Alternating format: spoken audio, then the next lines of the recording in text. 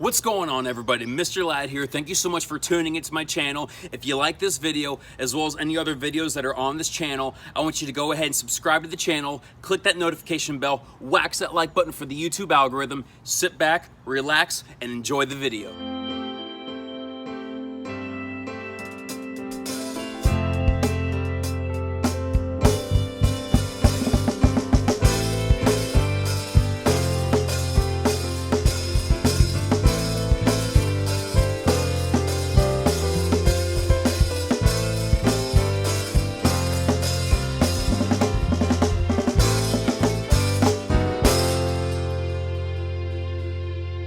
Alright guys, I am excited to give you this video right here in this product review. Today we're going to talk about the Turtle Wax brand new improved formula of their Iced, Seal, and Shine. Now, if you see in my previous videos, actually close to about a year ago that I reviewed the original formula, and there was a lot of pros and a lot of cons to the original formula. Some of the good things are the extreme longevity, the fact that you can kind of spray it on and rinse it off, and it worked as a kind of a topper, so to say, if you already had a base layer of Seal and Shine on the vehicle. There was a lot of pros, but the biggest con that I saw was the fact that it was hard to remove, easy to apply, I guess, but hard to remove. A lot of streaks, a lot of issues that came within the application process, and so I'm excited to review this product right here because I want to see, what did Turtle Wax work on? What did they improve on? A couple things that they did improve on that's mentioned in the label is the fact that it is a synthetic sealant infused with carnauba wax, like the original formula, but it was super hydrophobic, had super hydrophobic polymers, as well as it now has SiO2 inside of it, and it has UV protection because the original formulation did not have UV protection, which is kind of weird in my opinion, but I'm not going to go on a soapbox here. It is what it is. It's got UV protection, but it has SiO2 inside of it. So how does that work with the formulation? Who knows? We'll find out. But, you know, of course, has amazing water beating and chemical resistancy that lasts for several months here. So guys, I'm gonna go ahead and try it. As you already know, I'm gonna prepare a panel, kind of put out a little section, apply, do a good generous application, let it sit for a little while, and we're gonna see how does this hold up to a decent torture test, kind of against a few different chemicals. How does it hold up in the long run? Let me know what you guys think about this product and what your expectations are in the comment section below, and I hope you enjoy. So of course, as normal, as I always do in these videos, I went ahead and clayed the surface, polished the surface, did an IPA wipe down to remove any oils, greases, and whatever could be on the panel, and taped off the section. Here you see me applying it. Got the Ice, Seal, and Shine. And we're going to go ahead and do it with the applicator method here. Just that way I can be as accurate as possible. I know I always mess up and kind of go over the tape line. Call that a noob move, call that laziness, call it whatever you want. I just call it me being Bo. So let's go ahead and we're going to do that and remove it. It is a little grippy under the towel, but as I wipe a little bit, that grippiness turns to a very slick feeling, and it becomes much more pleasant to work with. Now, of course, I'm showing my level of intelligence 100% by using a white applicator, spraying a white product, and trying to expect you to see the product in a white applicator and then applying it onto a light hood. Oh man, I'm doing so good today, aren't I? But you could definitely still see the product. You can see the trail or the residue that's left under the applicator as I'm applying it. You can see how it looks. It doesn't really have like an oil slick look. It just kind of, you see the product there. And the thing that you'll notice is that even as I apply it like this, the product is extremely hydrophobic, because as we go down, we even see the product separating little by little. No, it's not beading, but it is separating, which goes to show that there is some hydrophobic action going on. So that's pretty cool to notice.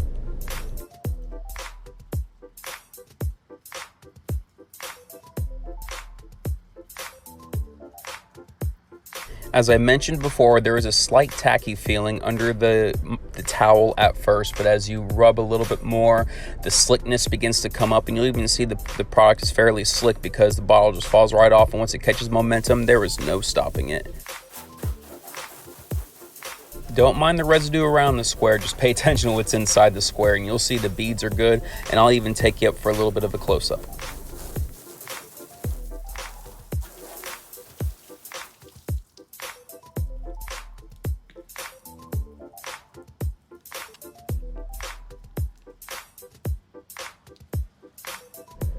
Now, is it the tightest of beads? No, but the beading is still there. It's still very evident. What really matters and where this product really stands out is the extreme durability and longevity, but nevertheless, you still see some great water beading in the product. We'll see how the water sheeting works once we get to the torture test or the chemical resistancy test. But we see some decent beads over here. I've seen better, but I've seen way worse. I think we've all seen worse, actually. But I'm excited to give this product a go in the chemical test.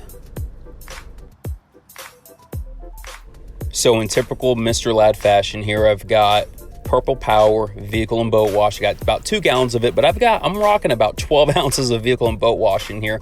Reason why is because I knew that this product is going to be insanely durable, hoping at least. And so I decided to not kick it up quite a few notches here, just so I'm not here all day trying to get this product off the panel here. I'm going to try to talk less than normal and just kind of let you guys look at it and see for your own eyes how the product is reacting in different situations. So I'm going to be doing a few rounds of the Purple Power vehicle and boat wash.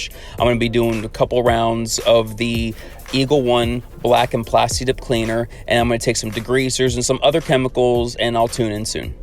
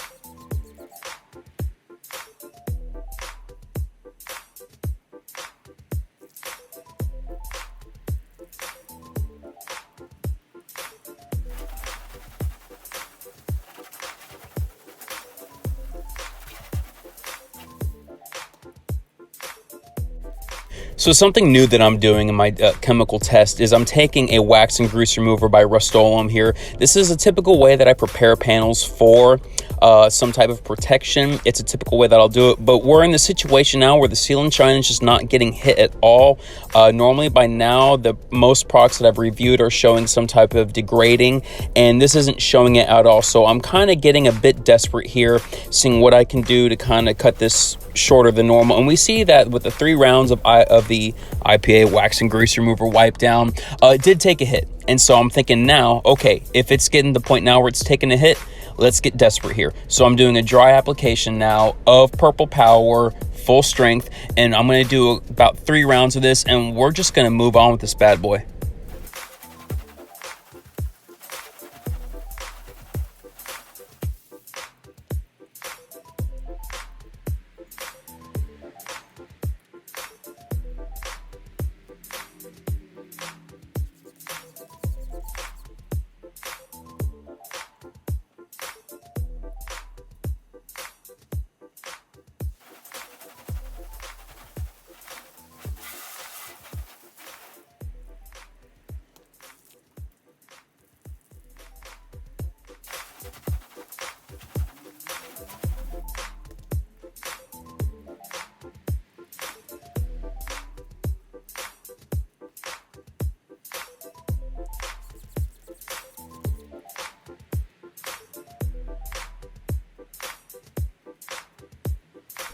So now that we're hitting about the third application of the Purple Power, we see that the panel is pretty much flat. It's kind of lost all of its properties. Doesn't mean it's not protected, just lost really any hydrophobic properties. Let's give it a nice little dry down, see if it restores any bit of the water beading or sheeting to some degree. And yes, it does, as we kind of expected here. And so that's good to know.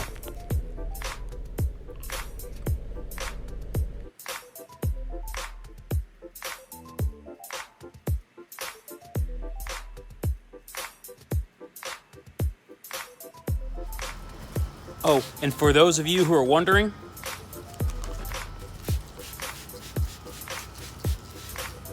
does it work as a spray-on rinse-off? The other one did.